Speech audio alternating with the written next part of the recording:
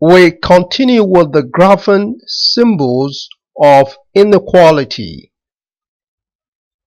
The arrow is pointing to the left-hand side with an opened circle. This symbol represents the less than symbol. The opened circle indicates that this is not equal to the numeral graph. For example,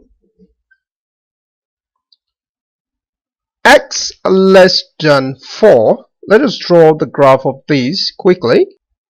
With the graph of x less than 4 drawn, x is less than 4. We use an open circle here on 4 since x is not equal to 4. Then draw an arrow to the left to indicate that x can be any number less than 4.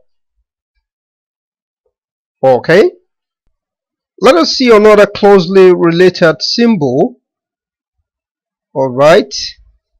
This time around with a closed circle, with the arrow still pointing to the left hand side. This symbol is the less than or equal to symbol. Okay, so let's see an example of what the graph of this looks like. Given x less than 3, let's quickly draw the graph of this. With this graph, you can see the circle, the closed circle on 3, which shows that x is less than or equal to 3. The drawn line to the left is to indicate that x can be any number less than or equal to 3.